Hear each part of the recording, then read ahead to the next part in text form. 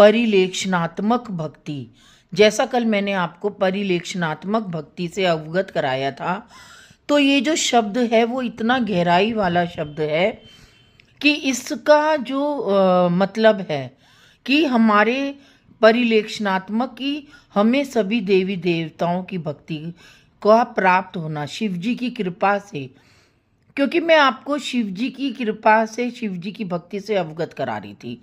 देखो, अब मैं आपको भक्ति शब्द से कितना अलग अलग रूपों में भक्ति शब्द से भगवान मेरे को भक्ति दे रहा है। क्योंकि मैंने एक शब्द लिया था भक्ति, और भक्ति मैं भागवत जी के ऊपर बोलना चाह रही थी कि मैं भागवत जी के ऊपर बोलती हूँ तो सबसे पहले जब तक हमारे हृदय के अंदर भक्ति ही नहीं होगी तो हम भागवत जी के अंदर प्रवेश कैसे करेंगे। अभी तो मैं ज्ञान और वैराग्य तक भी नहीं गई हूँ, खाली भक्ति पे ही बोल रही हूँ 1-2 महीने से। तो भक्ति पे बोलते बोलते मेरे अंदर से मेरे को भगवान इतनी भक्तियों से अवगत करा रहा है कि उसको मैंने सोचा ही नहीं था। जबकि मैं इतने सालों से भक्ति पे लिख रही हूँ, मैंने भागवत जी पे लिखा, भागवत पे पढ़ाई करी, सब कुछ करा, लेकिन इस समय जो मुझे भक्ति के ऊपर बोलने पर मेरे अंदर जो प्राप्त हो रहा है उसकी मैंने कभी कल्पना ही नहीं करी थी। क्योंकि परिलेक्षणात्मक भक्ति का जो अर्थ है ये बहुत गहराई वाला अर्थ है, इसको हर कोई नहीं समझ सकता।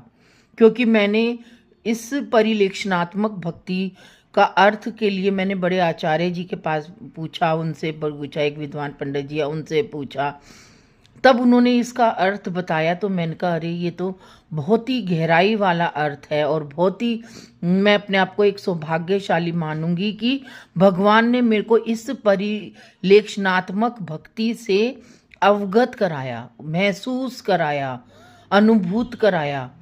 तो भक्ति के लिए अगर हम जब तक भक्ति के रूप, अब जब तक हम भगवान को पुकारेंगे ही नहीं, जब तक हम कैसे भगवान हमें अपनी भक्ति से संग्रहित करेगा। अब भगवान ने द्रौपदी को इतना स्नेह दिया, अपनी बहन की तरह माना। द्रौपदी हर समय जब भी कोई मुसीबत आती थी तो द्रौपदी हमेशा भगवान कृष्ण को पुकारा करती थी, और भगवान कृष्ण में ही रम को ही अपना भाई मानती थी। तो कहती थी कि हे पार्थ, मेरे ऊपर जो भी मुसीबत आए, और भगवान कृष्ण भी द्रौपदी की हर पल हर क्षण सहायता करते थे। तो भगवान कृष्ण होकर, परमात्मा होकर अपने भक्त की रक्षा करते थे। द्रौपदी की, द्रौपदी के